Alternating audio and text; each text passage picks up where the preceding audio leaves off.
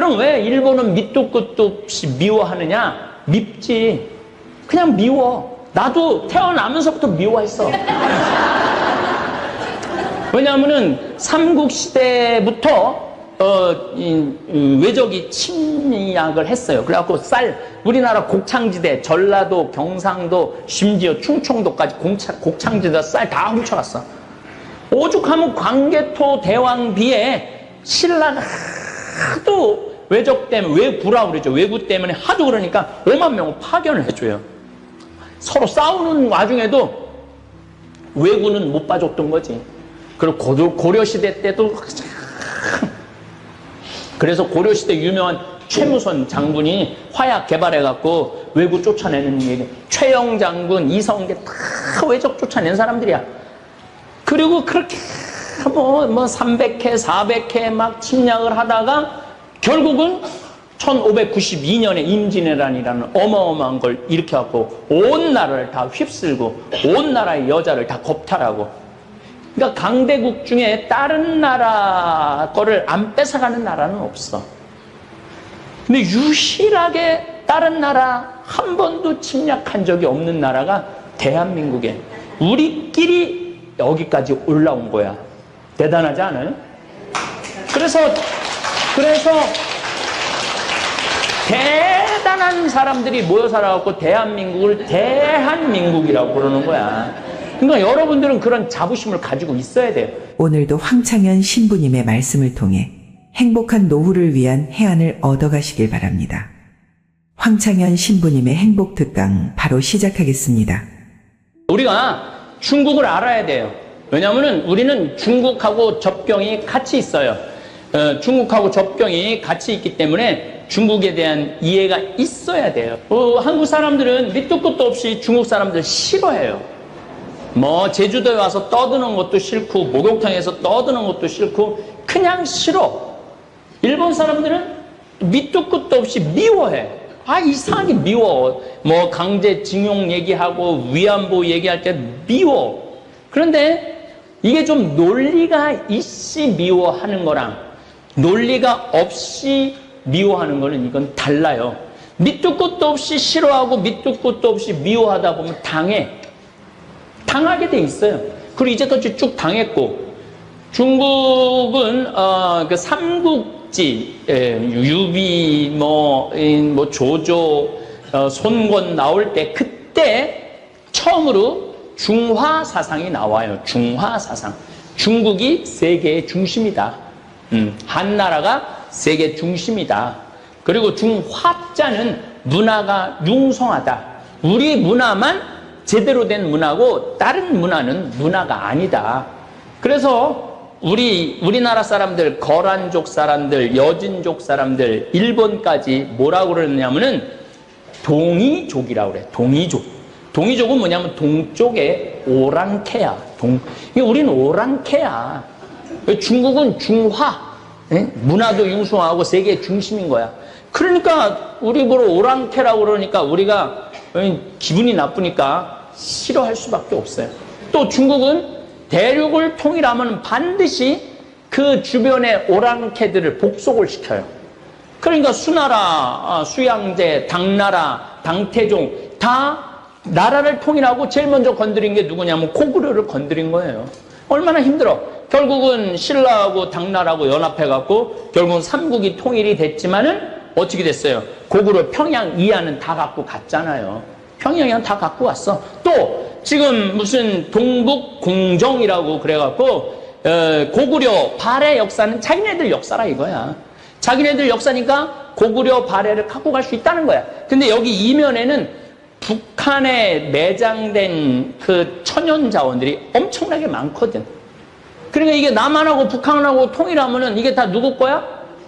남한께 되는 거니까 통일 원하지 않는 거예요. 자기네 쪽으로 흡수 통일하려고 그러는 거예요.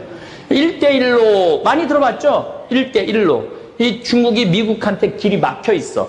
그래갖고 저 시안 쪽으로 해갖고 우즈베키스탄, 카자흐스탄 뭐 이렇게 쭉, 그 다음에 중동 해갖고 터키 막 해갖고 독일, 프랑스까지 도로를 놓겠다는 거야. 그쪽으로 유럽으로 수출하려면은.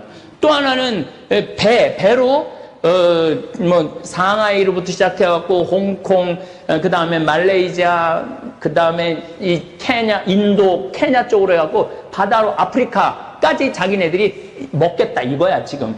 내가 잠비아를 가서 너무너무 화가 나는 게 중국 사람들이 구리를 다 뺏어가요.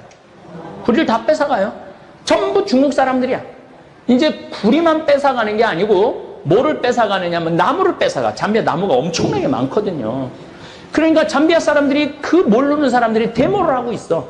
그러니까 전 세계에 있는 거를 좀 그 나라답게 살 수 있도록 도와줘야 되는 것이 선진국이고 강대국인데 뺏어가는 게 논리야. 그러니까 싫은 거예요.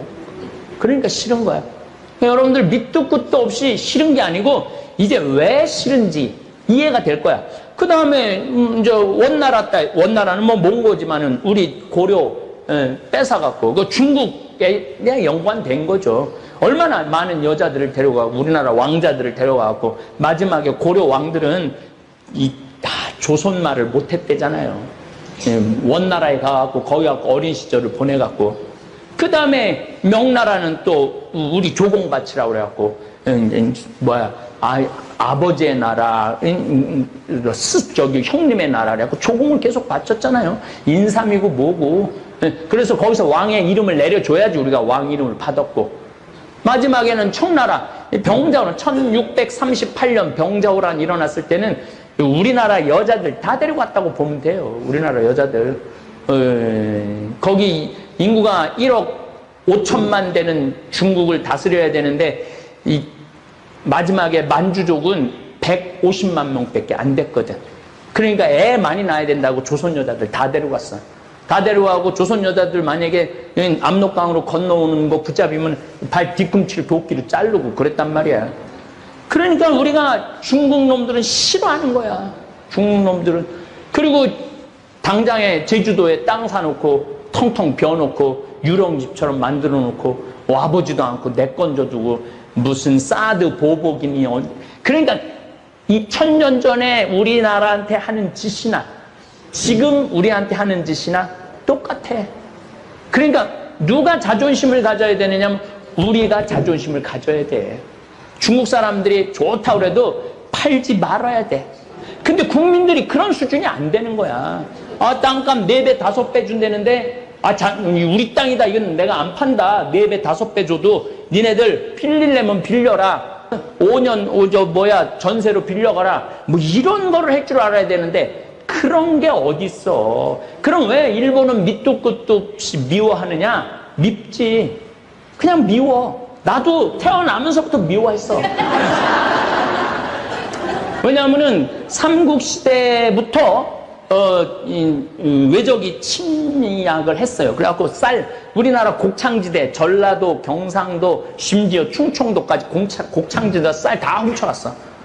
오죽하면 광개토 대왕비에 신라가 하도 외적 때문에, 외구라고 그러죠. 외구 때문에 하도 그러니까 5만 명을 파견을 해줘요. 서로 싸우는 와중에도 외구는 못 봐줬던 거지. 그리고 고려시대 때도 그래서 고려시대 유명한 최무선 장군이 화약 개발해갖고 외구 쫓아내는 얘기. 최영 장군, 이성계 다 외적 쫓아낸 사람들이야. 그리고 그렇게 300회, 400회 막 침략을 하다가 결국은 1592년에 임진왜란이라는 어마어마한 걸 일으켜갖고 온 나라를 다 휩쓸고 온 나라의 여자를 다 겁탈하고. 그 임진왜란 일어나기 전에는요 여자한테 상속도 같이 줬어요. 동등하게. 임진왜란 끝나고 나면은 여자가 태어나면 윗목에 밀어놨어. 이거 어디서 또 당할지 모르니까. 참 조선의 남자들은 여자들한테 얼굴 들고 다닐 자격이 없어. 여자를 지키지 못했으니까. 그때부터 여자를 경시하는, 임진왜란 이후부터 그런 일이 벌어진 거예요. 아니 참 외놈들이 다 겁탈하고 또 명나라에서 이효성이 5만 명 파견했는데 젊은 애들 보냈는데 거기서 한 5년을 조선에 머물면서 다 여자들 겁탈하고 어떻게 할 수가 없는 상황이었어요. 그러니까 미운 거지. 또 결국은 1910년에 이 청일전쟁, 러일전쟁, 이 사실 청일전쟁, 러일전쟁도 우리가 청나라 편에서 청일전쟁이고 러시아 편에서 러일전쟁이죠. 예, 우리나라 놓고 싸운 전쟁이에요. 거기서 다 이기고 난 다음에 우리나라 결국은 식민지로 합병을 하고 36년 동안 200만 명이나 되는 젊은이들을 징용으로 끌고 가고 위안부 20만 명의 위안부인데 10만 명이 우리나라 사람이었어요. 그것도 11살에서부터 끌고 가갖고 결국은 마지막까지 사과 한 번 안 하고 지금 죽어갈 때까지 기다리고 있는 거야. 몇 명 안 남았다고 그러잖아요. 뭐 지금 열 몇 분밖에 안 남았잖아요. 그럼 끝난다 이거야. 그러니 믿겠어 안 믿겠어? 근데 그냥 이런 논리적인 근거가 없이 난 무조건 일본 놈들은 미워. 난 중국 놈들은 무조건 싫어. 왜 싫은지 이유를 알아야만이 대처를 하지. 왜 미운지 알아야만이 그 미움을 내 미움이 경쟁으로 바뀌어야 되는 거예요. 그래서 우리는 중국과 일본을 알아야 되는 거예요. 이제는 우리가 3만 달러 시대를 열었어요. 한반도 5,000년 역사 이래 지금처럼 우리가 경제적으로 이렇게 부유하고 군사력으로 이렇게 강력한 적이 없었다 이거야. 그러니까 옛날에 매일 중국에 굽신거리고 일본에서 막 그냥 이렇게 핥히면 아파 이렇게 건드리지 마라. 나 좀 괴롭히지 마. 이게 아니야 이제는 대등한 입장에서 니네들 자꾸 독도는 우리 땅 그러면 우리 쓰시마 우리가 점령할 거다. 이렇게 나가야 될 정도의 능력이 이제 됐어. 한번 해보자. 그럼 우리를 어려워하고 무서워할 거 아니야. 만만해 보이니까 이 지금 동북공정도 지금 평양 뺏어가겠다고 저렇게 되는데 그렇게 되면 우리 가만히 안 있겠다. 이 정도의 국민의식을 갖고 있어야 돼요. 이제는 넘겨보세요. 자, 그럼 1945년에 세계 정세를 한번 좀 봤으면 좋겠어. 내가 이 영국이 해가 지지 않는 나라라고 그러잖아요. 나는 이게 영국이 해가 지지 않는 나라가 아니라 도둑질하느냐고 해질 시간이 없는 나라야. 전 세계 돌아다니면서 도둑질하느냐고 해질 시간이 없는 나라야. 그렇게 표현해야 돼. 뭐가 해가 대영 제국은 뭐가 대영 제국이야. 여기가 영국인데 이 빨간 거 리비아, 수단, 소말리아, 뭐 이디오피아, 그 다음에 콩고, 케냐, 탄자니아, 우리 잠비아도 영국령이었어요. 보츠와나, 나미비아, 다 영국, 나이지리아, 니제르, 예멘, 오만, 인도 이 큰 나라, 인도, 그 다음에 호주는 뭐 자치령이고, 캐나다도 자치령이고, 미국도 영국의 식민지 생활을 했죠. 그러니까 요 섬나라가 이 전 세계를 다 무슨 영국이 무슨 신사의 나라? 나는 신사의 나라라고 생각하지 않아요. 더욱이 이 아프리카를 떠날 때 이 프랑스, 영국 얘네들이 부족하고 상관없이 일자로 잘라놨어. 다 일자로.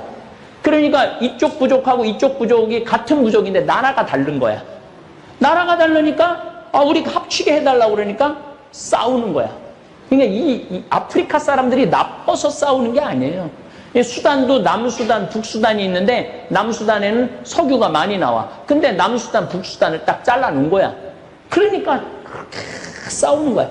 그러니까 누가 다 싸움의 원인을 만들어 놓느냐면은 이 영국. 또 싸우니까 또 뭐해? 무기 팔아먹고.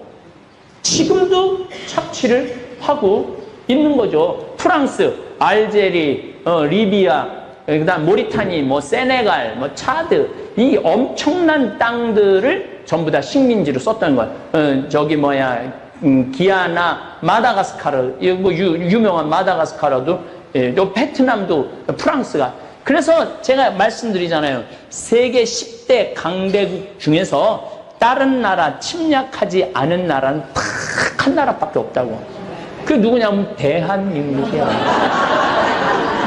다른 나라들은 다 다른 나라 침략해서 중국은 뭐 말할 것도 없죠. 중국은 여기 지금 티베트까지 다 먹었잖아요. 만주 뭐 몽고도 먹었죠. 중국 다 먹은 거야.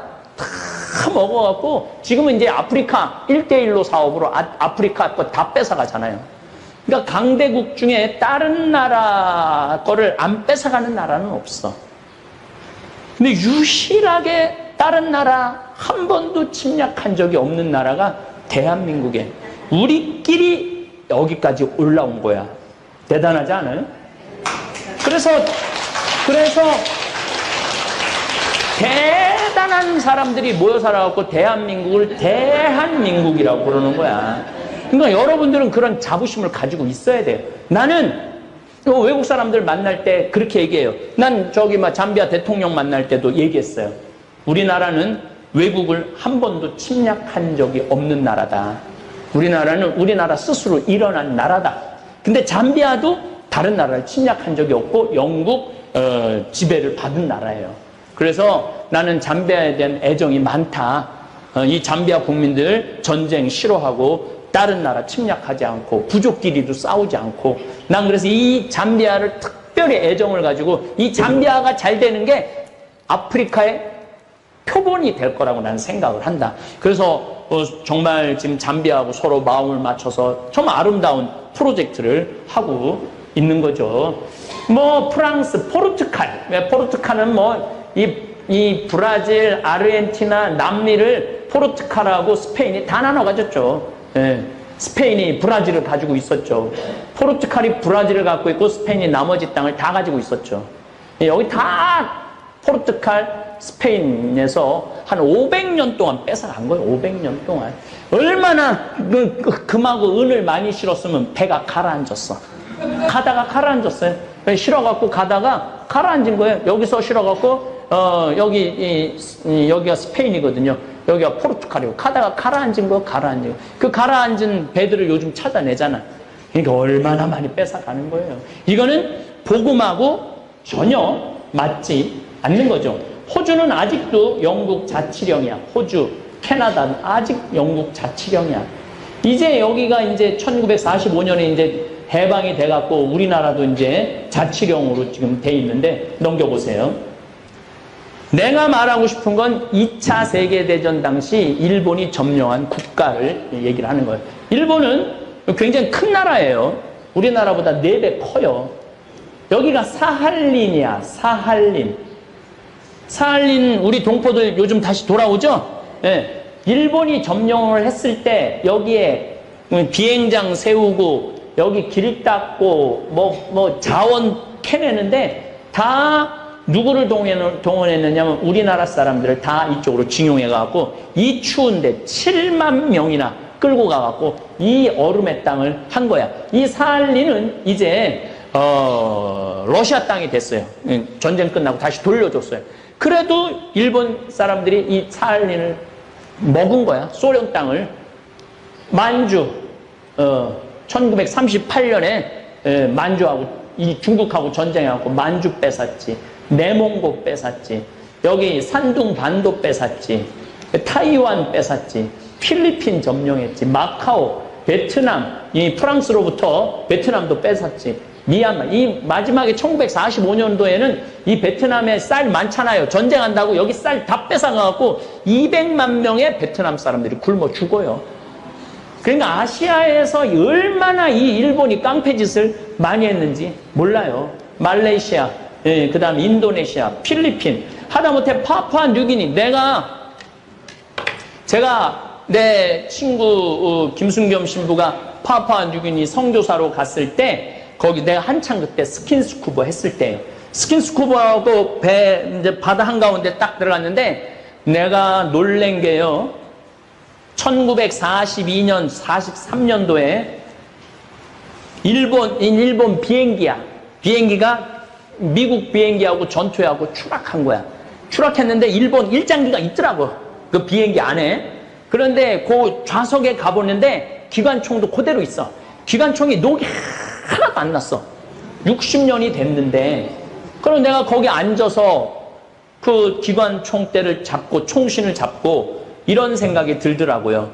1943년도는 우리나라는 마차 타고 다녔었던 시대인데 일본 사람들은 비행기를 만들어서 그것도 이 그때 우리는 파푸아 뉴기니가 어딘지도 몰랐었을 거야 아마.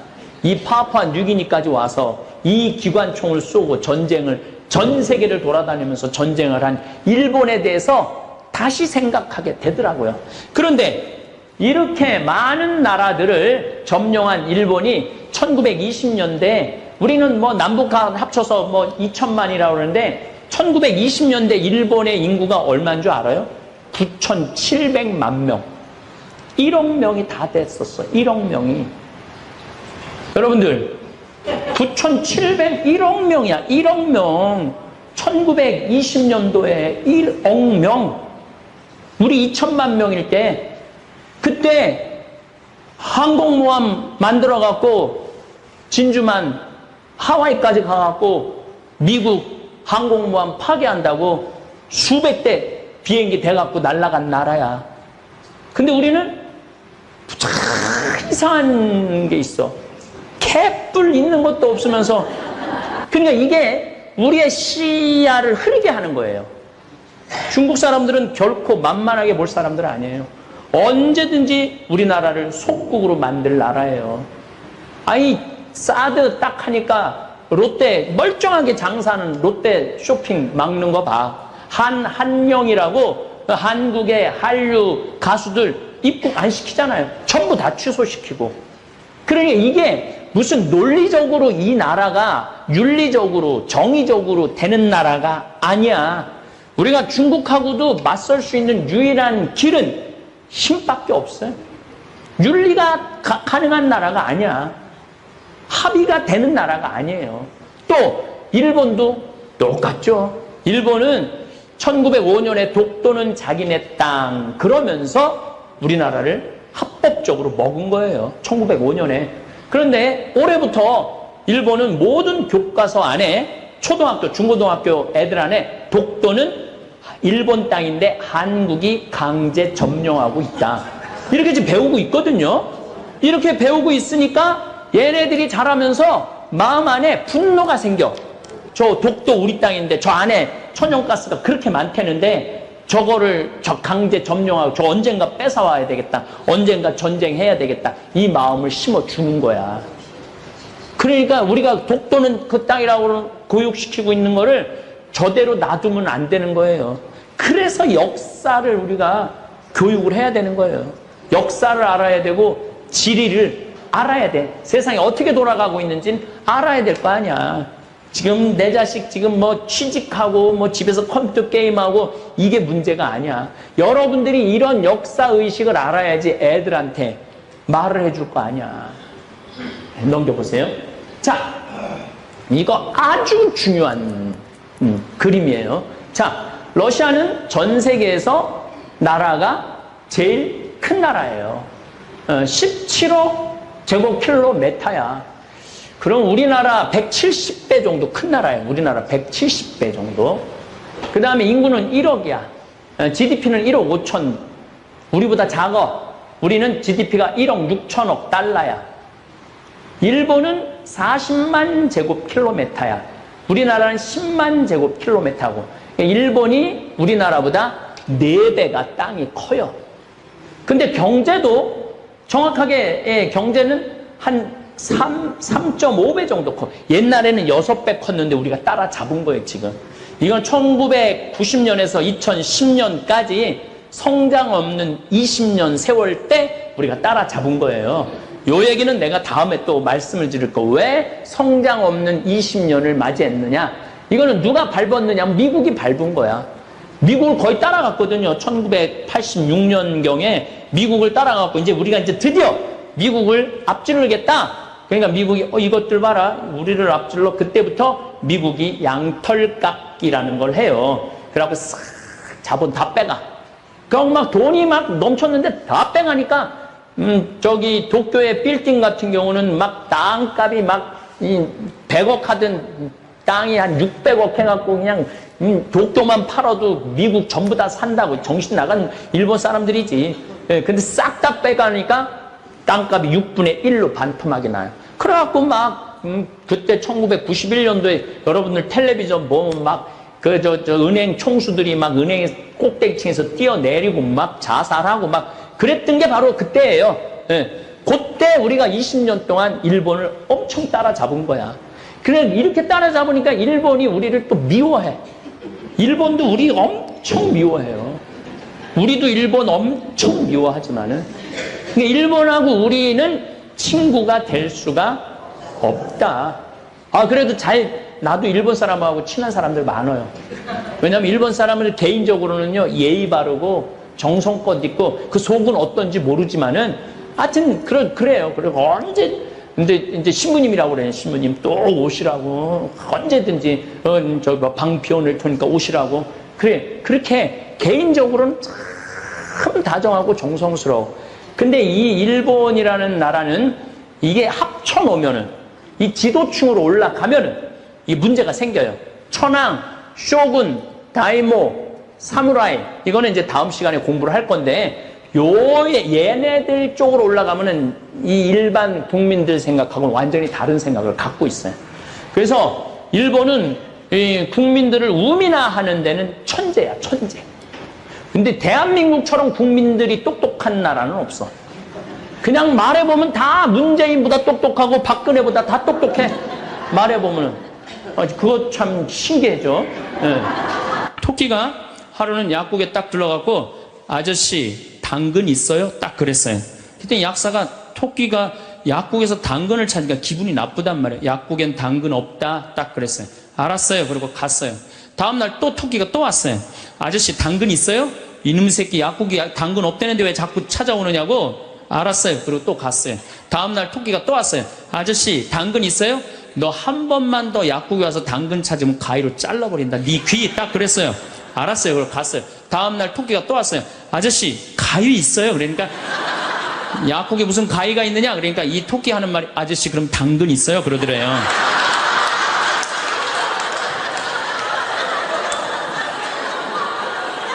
이게 토끼의 집념이라는 거, 집념. 내가 유머를 한두 개는 좀 알아갖고 유머를 하는 건 상당히 여유로운 거예요. 또 하나 재미난 얘기 해드릴게요. 이 숫자 2.5가 3한테 정말로 깍듯이 인사를 하는 거예요. 형님, 안녕하셨습니까? 3이 너무 기분 좋은 거예요. 겨우 0.5밖에 차이가 안 나는데도 깍듯이 인사를 하니까, 그냥 늘 그렇게 깍듯이 하는데 어느 날 갑자기 2.5가 딱 오더니, 야, 3 일로 와봐. 딱 그러는 거예요. 깜짝 놀란 이놈이 미쳤나? 너 미쳤냐? 그러니까, 왜? 나 지금 점 빼고 왔는데 너 왜 그러냐? 딱 그러더래요.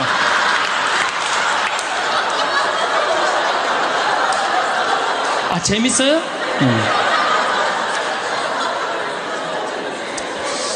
이탈리아 사람은 하루에 19분을 웃는데요. 독일 사람은 7분을 웃고 한국 사람은 하루에 1분 웃는다는 거예요. 1분 웃는. 그러니까 한국 사람들이 그래서 행복지수가 떨어지는 거예요. 안 웃어서 행복지수가 떨어지는 거예요. 여러분들 웃는 게 얼마나 좋으냐면요. 이 웃는 여자들을 보면은요, 이뻐요. 웃는 여자들을 보면 예뻐. 왜 이쁜 줄 아세요? 막 웃으면 장운동이 막 돼. 장운동이 되면 막 소화도 잘 되고 피부가 예뻐. 그럼 피부가 예쁘면 사람들이 예쁘다 그러면 또 웃어. 막 웃어. 그럼 또 장운동이 또 돼. 장운동이 되면 또 40이 됐는데 얼굴이 예쁘다 그러면 또 막 웃어. 그럼 또 장운동이 돼. 계속 그 사람이 이쁜 거예요. 계속. 그러니까 이쁜 여자는 이쁠 수밖에 없어요. 왜? 웃어서. 그런데 안 웃는 여자는요, 딱 안 웃어. 그럼 사람들이 말도 안 걸어. 맨날 인상 써. 그러니까 장운동이 안 돼. 소화가 안 되는 거야. 그러니까 소화가 안 되니까 또 인상을 써. 그러니까 주위에서 인상 쓰니까 피해. 그러니까 피하니까 저거에 날도 피해야지. 그리고 또 인상을 써. 그래서 장운동이 또 안 돼. 장운동이 안 되니까 또 인상을 쓰고. 그러니까 계속 인상을 쓰는 거야. 그럼 50살쯤 되면 안 웃은 사람은요, 얼굴에 붉은 주름만 있는 거야. 붉은 주름만. 그래갖고 그냥 얼굴을 보면은요, 이마에 막 칼자국 쫙 나 있고 막 이런데 칼자국 나 있는 거야, 그냥. 그러니까 안 웃는 사람은요, 결국은 웃는 사람이 나타나면 주위에 1m 사람들이 확 모여요. 근데 안 웃는 사람이 딱 나타나면 갑자기 5m 뒤로 사람 다 물러나요. 그 사람 주위로. 그러니까 나는 매력적인 사람이 되고 싶다. 그럼 웃으면 돼요. 근데 내가 강원도 평창에 농사지로 딱 들어갔는데 사람이 아무도 없는 거예요. 나 밥 사주는 사람이 아무도 없는 거예요. 그리고 그냥 밤에 나오면 얼마나 깜깜한지 내 다리가 안 보여요. 다리가 보여야지 어딜 돌아다니까. 몸만 보여, 몸만. 강시 떠도 둥둥둥도 떠다니는, 강시 떠다니는 것처럼. 밥 사주는 사람도 없고 갈비 먹고 싶은데. 근데 난 갈비 먹고 싶으면 뭐라 그러냐면은, 창현아, 갈비 먹고 싶냐? 가자, 내가 사줄게. 난 나한테 내가 사줘요. 내가 또 회 먹고 싶으면은 창현아 회 먹고 싶으면 가자, 내가 사줄게. 난 나한테 내가 사줘요. 나는 나한테 내가 사주니까 남한테 원망 안 해요. 왜? 내가 즐겁게 먹으니까. 근데 여기 있는 우리 많은 자매님들 자기 돈으로 사 먹을 생각은 안 하고 아들이 사줄래나 남편이 사줄래나 1년 전에도 안 사주더니 또 안 사주네 이러고 그냥 맨날 청승을 떨면은요 알아주는 사람 아무도 없다고. 그리고 여러분들 100년 동안 살 동안 여러분들 행복을 이웃이 챙겨줄 수 있을까요? 남편이 100년 동안 챙겨줄 수 있어요? 자식이 100년 동안 챙겨줄 수 있어요? 행복은 누가 챙기는 거냐면 내가 챙기는 거예요. 내가 나한테 행복할 수 있도록 해줘야 돼요. 근데 그냥 자기한테는 잘해줄 생각을 안 하고 남이 나한테 안 해줄까 이것만 계속 바라고 있으면 그런 여자들이 복장 터지는 여자들이에요. 그런 여자들이. 이제는 행복의 주인공은 누구다? 나다. 옷도 좀 사 입으세요. 옷도. 뭐 자기가 무슨 군인이야. 철모 쓰고 그냥 1년 내내 딱 그냥 바뀌지 않는 옷 입고 돌아다니면요. 집에서 왔다 갔다 하면요. 이 전부 다 심란해요. 작년 영명축일에 우리 어머니가 너무 이쁜 옷을 입고 왔어요. 평창으로. 그래서 내가 어머니한테 물어봤어요. 어머니 아들이 사줬냐 딸이 사줬냐 그랬더니 어머니 하시는 말씀이 사주긴 누가 사주느냐고 방송 보니까 신부님이 늙어서 옷 사 입고 싶으면 지 돈으로 사 입으라 그래서 내 돈으로 사 입었다는 거 내 돈으로.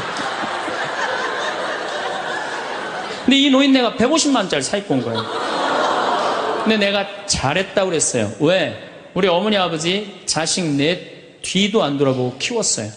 그러면 그 정도 보상받을 자격 충분해요. 난 그거보다 훨씬 더한 것도 받을 수 있다고 생각해요.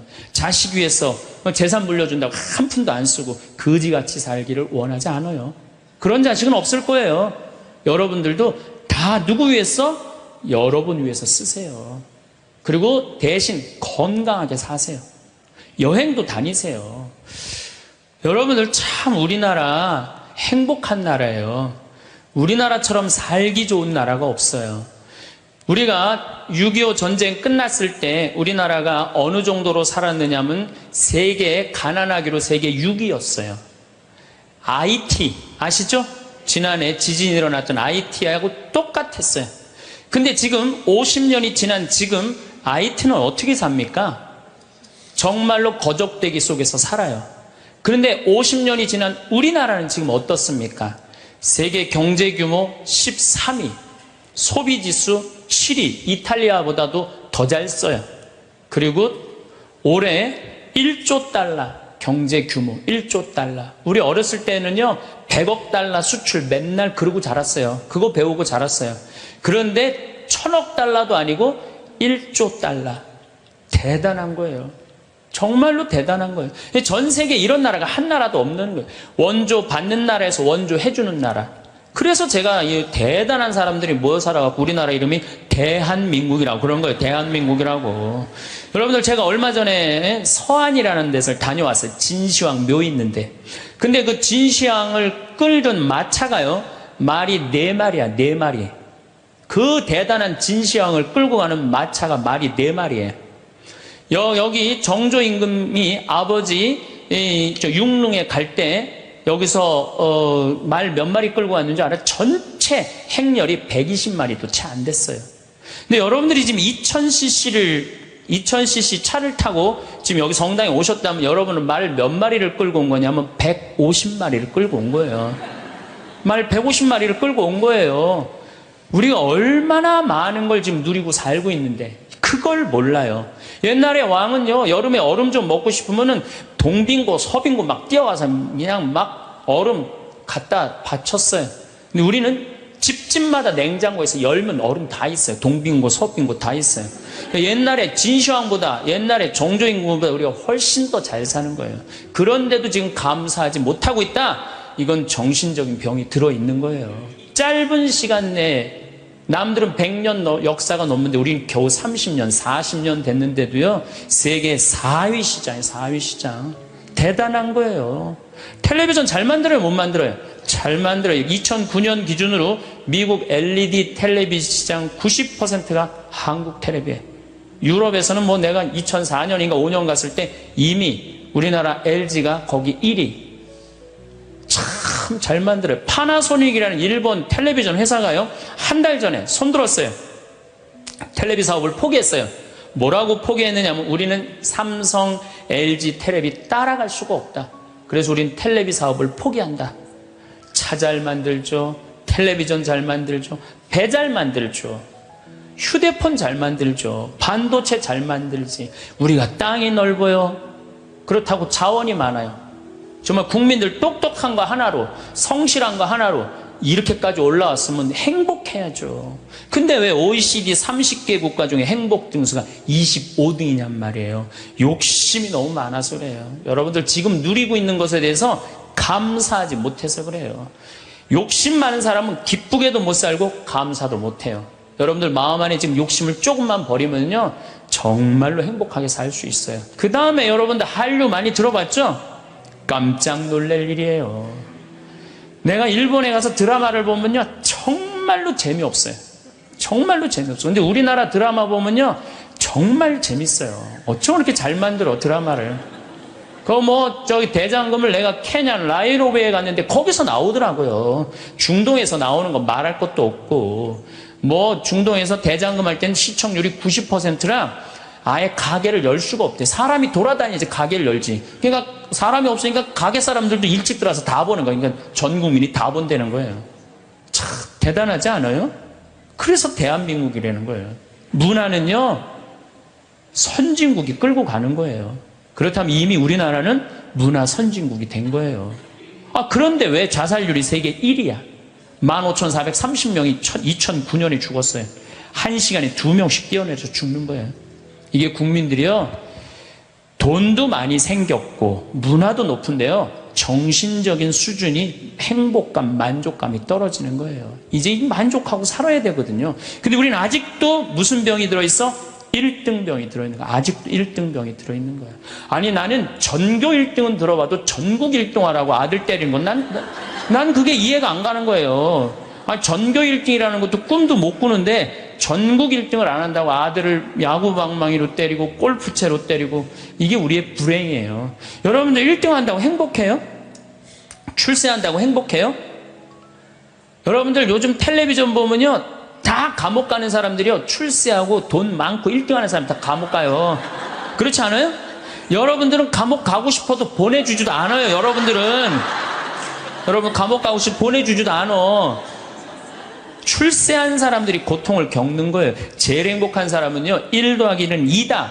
하루하루를 성실하게 사는 사람, 나쁜 짓 안 하고 도둑질 안 하고 사기 안 치고 그리고 성실하게 사는 사람이 매일 일 끝나고 성당에 가서 평일미사하고 저녁에 갖고 성서 읽고 그리고 주무시는 분들이 제일 행복한 분들이에요. 5,000년 역사상 지금처럼 대한민국이 국부가 정말로 탄탄한 적은 없었어요. 요즘 제가 너무너무 대한민국에 대해서 전 자랑스러워요. 강의 외국을 나가면서 또 여기저기 여행 다니면서 환경 문제 때문에 좀 다니면서 내 나라가 너무너무 나는 우리 수원교구의 수원교구 대리구장 신부님이라고 있어요. 최재용 신부님이 정말 기가 막힌 말씀을 하시더라고요. 어떤 말씀을 하시냐면은 우리 이제 신부들이 이제 서품식 때 신부들이 한 30명 나오니까 서품 시간이 2시간, 3시간 길어지니까 신부들이 짜증을 부리니까 신부님이 이런 말씀을 하시더라고요. 나는 말이야, 이 고속도로에 차가 막혀 있으면 가슴이 너무 터질 듯한 기쁘대요. 터질 듯하게. 무슨 소리냐 그랬더니 자기 어렸을 땐 차 구경하기 하루에 한 대도 구경 못 했다는 거예요. 한 대도 구경 못 했는데 지금은 그 차가 너무 많아갖고 이게 그냥 꽉 차 있으면요 내 나라가 이렇게 잘 살게 됐구나 터질 듯 하다는 거예요. 그러면서 신부님 말씀이 서품식 옛날에 신부 하나 둘 나오는데 지금 30명씩 나오는데 그 줄 서서 가는 거 보면 가슴이 터질 듯 하다는 거예요. 그 터질 듯한 거랑 우리나라 자동차 터질 듯한 거랑 똑같다는 거예요. 그 말씀 들어보니까요 정말로 맞는 말씀이에요. 이렇게 정말로 행복한 나라에서 국민들이 왜 감사하지 못하느냐고요. 하나 아쉬운 게 있다면은 우리나라가 다 잘 나가요. 근데 제가 환경운동하는 신부로서 제일 걱정되는 건 뭐냐면 식량이에요. 식량. FTA가 어떻게 되는지 난 잘 모르겠어요. 그렇지만은 역사적으로 대왕 칭호를 듣는 사람들은요 국민들 배 안 굶겨요. 식량 자급률 높여요. 세종대왕이 그랬어요. 세종대왕이 뭐라 그러냐면 백성은 밥을 하늘로 삼고 나라는 백성을 하늘로 삼는다고 그랬어요. 먹는 게 굉장히 중요합니다. 먹는 걸 무시하는 임금은요, 성군이 될 수가 없어요. 그래갖고 이 세종대왕이 뭘 했느냐면은 추국이 이거 다 농사 때문에 한 거예요. 해시계 이것도 다 농사 때문에 한 거예요. 27%의 백성이 굶어 죽었어요. 세종대왕 때. 근데 세종대왕 때 그거를 해결을 한 거예요. 정조 임금은 수원 소호에다가 인공 호수를 만들었어요. 그래갖고 제발 우리 백성들을 안 굶긴다고 어떻게 안 굶긴다고 뭐를 했느냐면은 거기 연구소를 했어요. 그래서 여러분들 농촌진흥청이 왜 지금 수원 소호에 가 있는 줄 알아요? 그 세종대왕의 전통을 이어받는다고. 근데 지금 우리나라가 식량 자급률이 27%밖에 안 돼요. 그런데 이번에 FTA를 통해서 더 포기하겠다는 거예요. 우리가 쌓아놓은 거 하루아침에 무너지는 건 식량이에요, 식량. 그래서 이 식량 문제만 우리 국민들이 정말 의식을 갖고 해결해 나갈 수 있다면 대한민국은 앞으로 세계 4위, 3위까지 올라갈 수 있어요. 그 다음 또 하나 잘해야 되는 거, 국회의원들. 제발 좀 싸우지 좀 않았으면 좋겠어요. 응? 이 예산안 처리를 한 번도 제때 처리한 적이 없어. 올해도 그냥 넘어가고 있어요. 국민들은 너무 잘하는데, 국민들은 너무 대단한데, 우리 국회는 세계 5대 최악의 국회라고 선정이 됐으니 이게 참 안타까운 거죠. 내가 여의도 와서 강의해서 하는 소리에 저기다 대고 지금. 예. 그래서 우리는 정말로 이제 감사하면서 살아야 된다. 예, 감사하는 사람은요, 행복할 수 있어요. 그렇다면 우리가 이제 어떻게 하면 행복하게 살 수 있느냐? 그걸 말씀을 드리겠습니다. 우리가 성모님한테 은총이 가득하신 마리아여 그러죠. 여러분 은총이 가득한 게 뭐죠? 내가 성당을 한 10년을 졌는데 성당을 짓는다고 저녁에 삽자루를 쥐고 계속 삽질을 하고 있는데 기운이 안 나. 근데 형제 하나가 와갖고 딱 넥타이를 부르고 삽을 딱 잡으면요 내가 기분이 너무 좋아요. 그 형제는 무슨 형제? 은총이 가득한 형제. 근데 우리는 성모님한테 은총이 가득한 마리아라고 그래. 성모님은 왜 은총이 가득하냐? 천사가 나타나갖고 마리아 아이를 가질 것이다. 성모님의 첫째 반응은 그 말뜻이 무슨 말뜻일까? 곰곰이 생각해요. 은총 가득할 수 있는 사람은 첫 번째 조건은 곰곰이 생각하는 거. 내 인생이 어떻게 될까? 내가 처녀인데 아이를 가지면은 내가 이 아이랑 같이 돌에 맞아 죽지는 않을까? 요셉 남편한테는 어떻게 해야 되나? 곰곰이 생각을 했어요. 자기 인생에 대해서. 여러분들은 이제 여기 지금 60살 되신 분들은 100살까지 살 것이고 50살 되신 분들은 110살까지 살 것이고 40살 되신 분들은 120살까지 살 거야. 그럼 나는 이제 자식 다 키우고 60살서부터 120살까지 뭐하고 살 거냐? 곰곰이 생각해야 돼. 만약에 곰곰이 생각 안 하는 사람은 은총 가득하게 살 수가 없어요. 저는 신학생 때 이런 생각을 했어요. 우리가 지금 성당 건물 짓는 것만 중요한 게 아니다. 앞으로 주 5일째가 되면은 교우들은 바깥으로 나간다. 2만 달러가 넘으면 거의 선진국이 예를 들어보면 전부 주일미사 안 하고 다 놀러 나간다. 그렇다면 이제는 교회는 도시에다가 건물을 짓는 게 중요한 게 아니고 자연 안에다가 교우들이 와서 기도하고 쉴 수 있는 데를 만들어야 된다. 나 그 신학생 때 곰곰이 생각했어요. 그 신부 되자마자 내가 땅 보러 다녔어요. 돈 한 푼도 없는데도 30억짜리 40억짜리 막 땅 보러 다녔어요. 근데 마침 교구에서 땅이 있고 선배 우리 김창린 신부님이 도와주셔서 내가 32살 때부터 필립보 생태마을을 꾸미기 시작했어요. 이제는 거의 완성 단계에 왔어요. 내 사제생활 20년 동안을 거의 그걸 다 한 거예요. 그랬더니 우리 주교님께서 황 신부 그 평창도 중요하지만 여주에 땅이 15만 평이 있으니 그걸 개발해봐라. 그래서 내가 지금 그거 개발 전담 신부예요. 그런데 평창은 15,000평인데 여주는 15만 평에 내가 이제 그거를 이제 꾸밀려고 그러면은 내가 또 한 20년은 또 그냥 흘러가겠어요. 너무너무 바쁘게. 나는 20년 동안 할 일이 있어요. 나는 늙어도 걱정 없어요. 할 일이 있으니까. 그랬더니 주교님이 또 한 번은 부르시더니 용인에 대대리에 5만 평이 있으니 그것도 개발하라는 거예요. 나는 80살까지 할 일이 있는 거야, 나는. 얼마나 좋아요, 할 일이 있으니까. 근데 저는 제가 하고 싶은 건 아프리카의 생태마을 꾸미는 거예요. 그래갖고 지금 말라이 김청자 선생 가 있는데 우리 한상호 신부님, 우리 또 수원교 오신 분들 가 있는데 내가 관심 많아요. 그래서 나름대로 지금 준비를 하고 있어요. 그래서 내가 아프리카의 생태마을 꾸밀라고 생각을 해보면은 100살까지 할 일이 있는 것 같아. 100살까지. 그리고 이제 대한민국을 나는 전체로 생태마을을 꾸미고 싶은 게 꿈이에요. 그래서 우리나라에 한 40개 생태마을을 꾸미고 싶어요. 그럼 난 120살까지 할 일이 있는 거야. 늙어서 할 일이 기다리고 있다. 이거 행복한 거예요. 여러분들 만약에 내가 60살에서부터 120살까지 아무것도 할 일이 없다. 그건 사는 게 저주예요. 오래 사는 게 저주예요. 여러분들 오늘 이후에 계획을 한번 짜보세요. 나는 60살에 뭘 할 거고 70살에 뭘 할 거고 80살에 뭘 할 거고 90살에 뭘 할 거고 100살에 뭐 할 거다. 신부님 언제 살지도 모르는데 그 사람처럼 바보가 없어요. 죽을 때 죽더라도 계획은 가져야죠. 계획이 이씨 살다가 죽는 사람이랑 계획 없이 그냥 대책 없이 100살까지 사는 사람이랑은 삶의 질이 틀린 거예요. 그래서 여러분들 이제 행복하게 살려면은 그런 생각을 곰곰해라.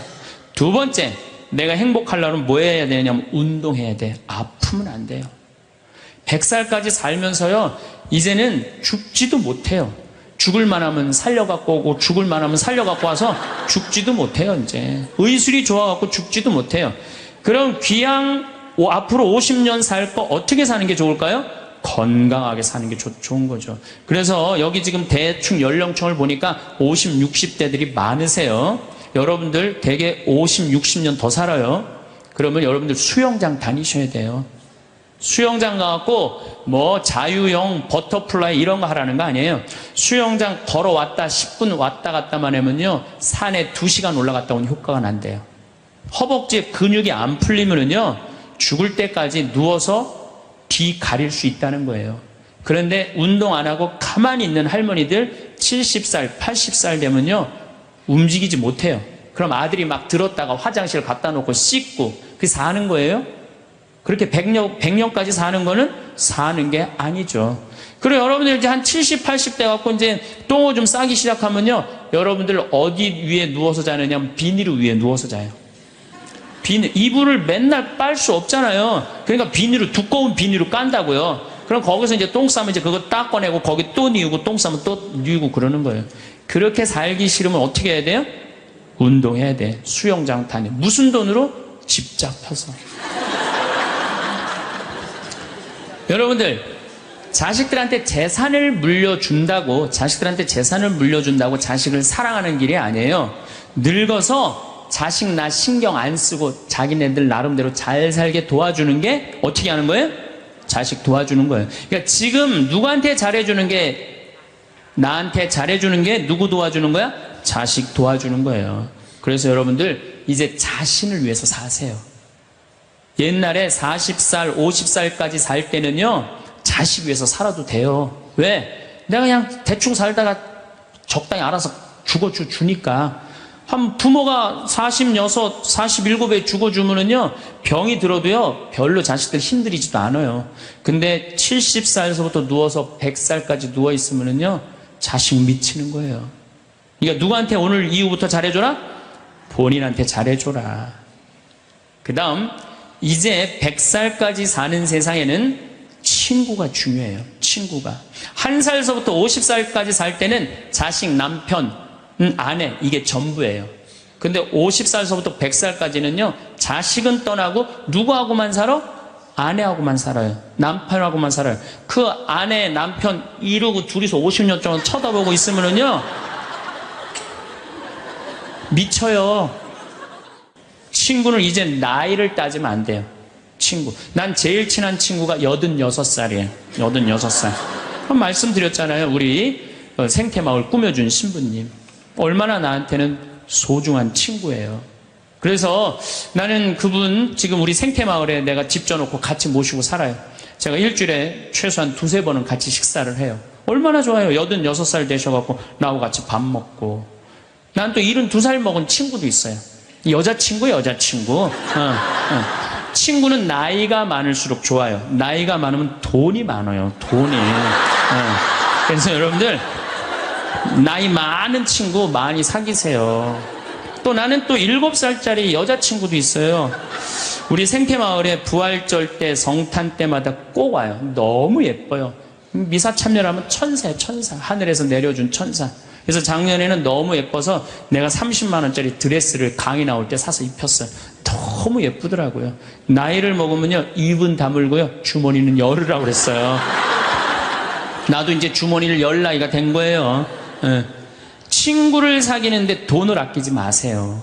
친구를 사귀는데 아낌없이, 돈보다 더 소중한 건 친구예요. 제가 어제 상지대학에 교수님들한테 강의를 갔는데 교수님 한 분이 강의 끝나고 오셨어요. 신부님, 나머지는 다 신부님 하는 대로 내가 잘 사는데 친구가 없네요. 내가 은퇴를 했는데 너무 혼자 있는 게 힘들다는 거예요. 여러분들, 부부싸움을 했어. 내가 정말 이 집에서 정말로 더럽고 치사해서 내가 못 산다. 자매님들, 저녁 10시에 보따리 싸들고 나왔어. 딱 나왔을 때 친구한테 전화해갖고, 친구야, 나 지금 보따리 싸갖고 나왔거든. 나 좀 재워줘라 라고 전화할 수 있는 친구 3명 있느냐? 있으세요? 그 집에 남편도 있고 자식도 있고 그런데 그 집에 가서 남편 딴 방에 가서 자라고 그러고 그 친구랑 잘 수 있는 친구 3명이 있어요? 차라리 찜질방 가서 자는 게 낫지. 응? 그런 친구 3명이 있어야 된다는 거예요. 저는 우리 생태마을이 올해도 한 3만 5천 명이 왔어요. 사람들이 왜 이렇게 많이 오느냐고 그래요. 또 주교님들도 그렇게 물어보세요. 이렇게 운영이 잘 되느냐고, 다른 교구 주교님들이. 저는 친구 때문에 그래요. 저는 우리 수원교구 신부가 400명이에요. 그럼 내가 농약 안 친 배추를 해갖고 제일 먼저 김장을 담아갖고 누구한테 보내주느냐? 우리 신부들한테 다 보내줘요. 왜? 신부한테는 신부가 최고 아니에요. 다 보내줘요. 그럼 농약 안 친 배추로 내가 선물로 하는 거예요. 또 청국장 가루, 이거 참 좋거든요. 사나이가 갑바가 있어야지 맞아요. 그리고 내가 하나씩 한 통씩 다 보내줘요. 그러니까 5년 동안 우리 수원교구 신부들은 나한테 매년 뭐 감자, 옥수수, 뭐 된장, 뭐 청국장, 김장 선물로 받는 거예요. 그러니까 1월 달에 주일학교 선생들이, 신부님 우리 주일학교 여름에 어디로 보낼까요? 평창. 나한테 얻어먹은 게 얼만데. 레지오 야외 어디로 보낼까요? 평창. 기브 앤드 테이크예요. 나는 친구가 목사님 친구들도 많고 스님 친구들도 많아요. 그래서 그냥 목사님들이 놀러 오라고, 스님들이 저 지리산 스님 꼭 놀러 오라고. 근데 시간이 너무 없는 거야. 나 그 친구들 다 만나러 다니려면 200살 살아도 모자라 지금. 친구가 많은 거는요, 너무너무 할 일이 많은 거예요.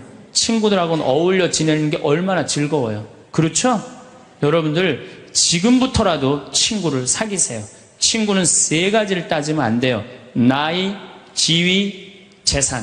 이거 다 무시하고, 그 3가지를 무시하고 사람 대 사람으로.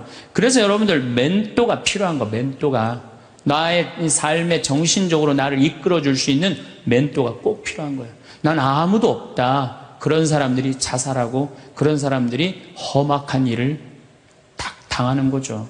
그래서 우리가 이제 100년 사는 인생에는 자식만 전부가 아니고, 남편, 아내가 전부가 아니고, 누가 중요하다? 친구가 아주 중요하다. 자, 또 이제 행복하게 살려면 텔레비 시청을 제발 좀 줄여라. 이 텔레비전이 문제 중에 문제예요. 제가 보기에는 우리 할머니들 가끔 나한테 이래요. 신부님 잠이 안 와요. 이런 할머니들 아침부터 저녁까지 텔레비전 본 거예요. 텔레비전을 보면 몸의 95%를 쓰지 않는데요. 텔레비전 볼 때 움직이지 않고 가만히 보는 거 아니야. 계속. 그러니까 저녁에 잠 자려고 그러는데 뭘 움직였어요. 피곤해야지 잠이 올 거 아니야. 이게 잠이 안 오는 거예요. 아침에 일어나고 수영장 가고, 성당에 노인대학 가고, 산에 올라갔다 오고, 그리고 뭐 탁구 치러 거기 노인정에 가고 탁구 치고, 하루 종일 뛰어다니면요, 밤에 자지 말라고 그래도 기절해서 자요. 아니, 텔레비전 내용 뻔하지 않아요? 가난한 집 아들이 애인이 있는데 출세하고 싶어서 애인하고 배신하고 부잣집 딸한테 그냥 장갈 가버린 거야. 그랬더니 여자가 난 이제 살고 싶지 않다 이렇게 배신당하고 여기 한강에 뛰어내려서 죽었어. 근데 길 가던 어떤 남자가 그걸 보고 뛰어내려서 구한 거예요. 물속에 들어갔고, 구했는데 어메 이놈이 또 갑부집 아들이 구했네. 근데 또 라이벌 회사의 아들이야 보니까, 그래갖고 그냥 원수 갚는다는 얘기. 이번엔 또 내인 줄 알고 열심히 키웠는데, 어메, 이거 알고 보니 바뀌었네, 이게 애가. 아니, 이런 걸 뭘 맨날 보세요. 뭘 맨날 보세요. 여러분들, 제가 지난 시간에도 말씀드렸지만 인간이요 80년 사는 동안 잠자는데 26년을 쓴대요. 그리고 일하는데 21년을 쓴대요. 텔레비전 보는데 10년을 쓴다는 거예요. 10년을. 그리고 밥 먹는데 6년을 쓰고 사람 기다리는데 6년을 쓴다는 거예요. 우리가 그만큼 텔레비전을 많이 보면은요 설거지대에 설거지가 쌓인대요. 텔레비전을 많이 보면 눈에 피가 쌓인대요. 농민들한테는. 텔레비전은 내가 할 수 있는 일을 자꾸 뒤로 미루게 만들어요. 그리고 사람을 자꾸 게을르게 만들고 질서를 무너뜨리게 만드는 거예요. 텔레비전을 보려고 해도 사건 중심의 드라마를 보라는 거예요. 사건 중심의. 맨날 애정 그런 거 보시지 마시고. 요즘 저는 지금 못 봤는데 지금 2번을 봤어요. 뿌리 깊은 나무라고 세종대왕이 한글 반포하는 과정. 너무 훌륭한 프로그램이에요. 난 뭐 그 회사에서 돈 받은 것도 없지만은 너무 훌륭한 프로그램이에요. 2번을 봤는데 글이 얼마나 중요한지 정말로 잘 표현했더라고요. 그런 걸 보시라는 거예요. 내셔널 지오그래픽, 히스토리 채널, 평화방송 뭐 이런 거 보라는 거예요. 제 얘기는. 괜히 그냥 이 남편이 그냥 물에 빠져 죽였는데 그냥 또 살아나갖고 점 찍고 나타나갖고 그냥 뭐 이런 거 보시지 마시고.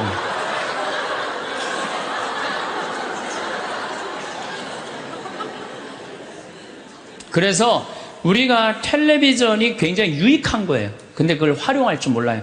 아침부터 무작정 보는 거예요. 무작정. 네. 그래서 텔레비전을 많이 보면 치매에 걸릴 확률이 굉장히 높다는 거예요. 움직이지 않으니까. 움직이지 않으니까. 그래서 여러분들 저한테 많은 분들이 신부님 그렇게 바쁜데 언제 책을 3권이나 쓰시느냐고. 텔레비전만 안 보면 돼요. 텔레비전을 안 보고 4시간 하루에 투자하면은요 1년만 책상에 앉아있으면 책 한 권 나와요. 그 시간 텔레비전 보는 시간인데 그것만 안 보면 책이 한 권 나오는 거예요. 그래서 여러분들도 앞으로 50년 동안 어떻게 텔레비전만 보고 살겠어요. 그래서 이제 100년 사는 인생에 행복하고 싶으면 공부해야 돼. 공부하셔야 돼. 이제는 초등학교 6년 중등고등학교 6년 배워갖고요 60살까지 울고 먹는 거예요. 최대한 봐준다고 해도 60살까지 울고 먹는 거예요. 그럼 60살에서부터 100살까지 살려면 뭐 해야 돼? 당연히 공부해야 돼요. 제가 우리 교장 선생님들한테 강의 가고 또 교과부 장학사 선생님들한테 강의 갈 때 그런 얘기예요. 초등학교 절대 폐교하지 말라고. 초등학교 애들은 310만 명이지만 60세 이상은 거의 600만 명이에요. 그러니까 초등학교 1학년서 1반부터 3반까지는 8살 다니게 하고 60살서부터 65살까지 가방 들고 학교 가게 하는 거예요. 의무적으로 누구나 다.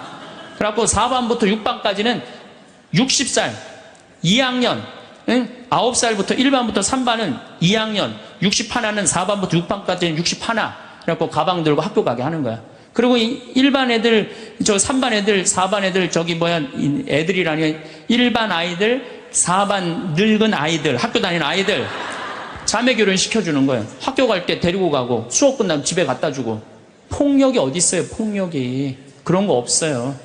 그래서 제 지론은 60살부터 65살까지 학교 다니면서 재산 관리하는 방법, 자녀들과 좋은 인간관계 유지하는 방법, 건강 관리하는 방법, 그리고 여러 가지 배우는 거, 뭐 논어도 배워도 되고 얼마나 배울 게 많아요.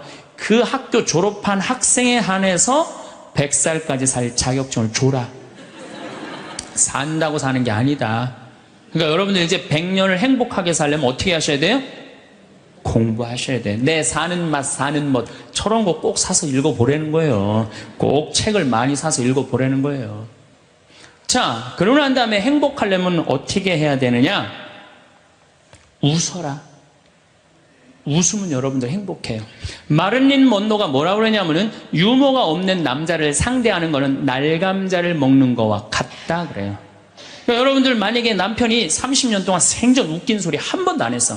그럼 여러분들은 30년 동안 날감자만 먹고 산 거예요. 날감자만. 아니 근데 60까지는 괜찮아. 60까지는. 근데 100살까지 생전 웃긴 얘기 안 해. 그럼 거의 100년 동안 날감자만 먹고 산 거예요. 그 사람 행복하겠어? 안 행복하겠어요? 안 행복해요. 아인슈타인이요, 여러분들 언젠가 한번 봤을 거예요. 혀를 확 내물고 눈을 크게 뜨는 사진 보셨죠?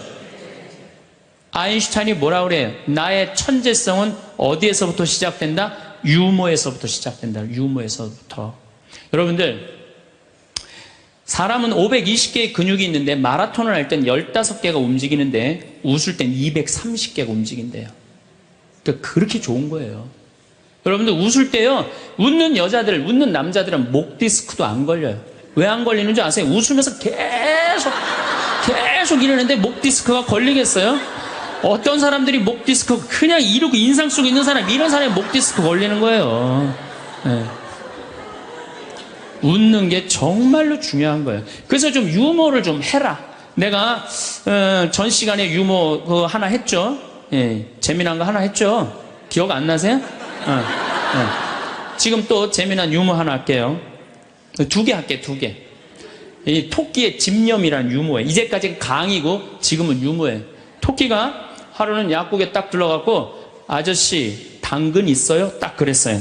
그때 약사가 토끼가 약국에서 당근을 찾으니까 기분이 나쁘단 말이에요. 약국엔 당근 없다. 딱 그랬어요. 알았어요. 그리고 갔어요. 다음날 또 토끼가 또 왔어요. 아저씨 당근 있어요? 이놈 새끼 약국에 당근 없다는데 왜 자꾸 찾아오느냐고. 알았어요. 그리고 또 갔어요. 다음날 토끼가 또 왔어요. 아저씨 당근 있어요? 너 한 번만 더 약국에 와서 당근 찾으면 가위로 잘라버린다. 네 귀. 딱 그랬어요. 알았어요. 그리고 갔어요. 다음날 토끼가 또 왔어요. 아저씨 가위 있어요? 그러니까 약국에 무슨 가위가 있느냐? 그러니까 이 토끼 하는 말이 아저씨 그럼 당근 있어요? 그러더래요.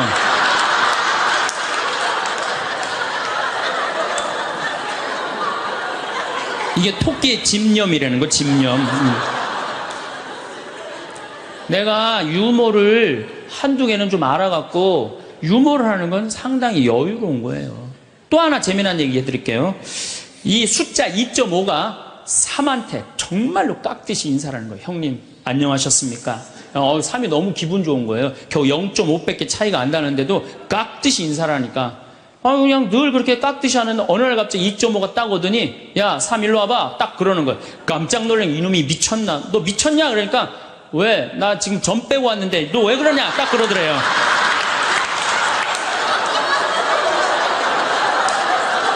아 재밌어요?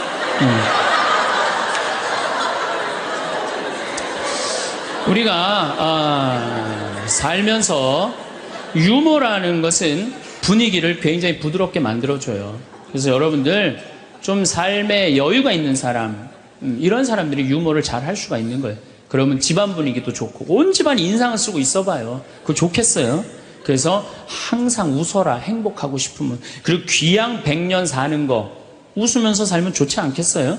네, 웃는 사람. 그래서 일소라고 그러는 거예요. 한 번 화내면 한 번 늙고 한 번 웃으면 한 번 젊어진다. 그게 장운동 때문에 그런 거예요. 장운동 때문에.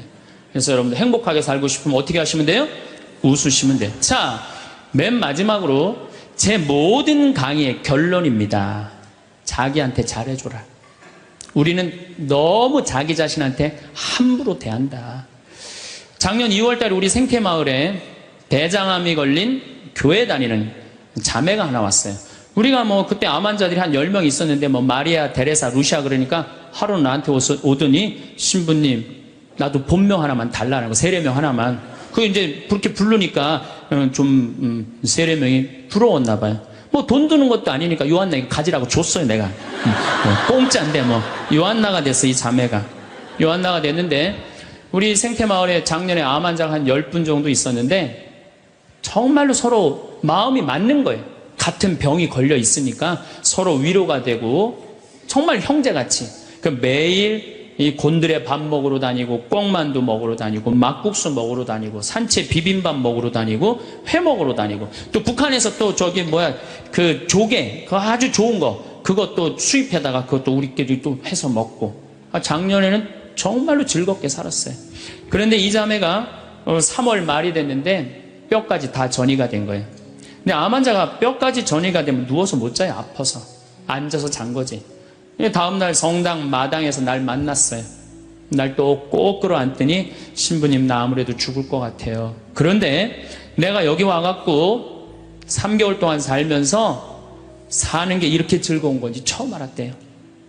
아니 3,000원짜리 곤드레밥을 먹으러 가도 이렇게 맛있고 즐거운 건 처음이래. 이렇게 같은 마음 통하는 우리 환자들이랑 환우들이랑 같이 먹어서 너무너무 행복했다는 거예요. 그런데 내 인생 48년을 돌아보면 행복했던 순간이 한 번도 없다는 거예요. 자기는 딸한테 하나도 안 미안하대요. 딸 자기가 빌딩 청소하고 대학까지 졸업시켰다는 거예요.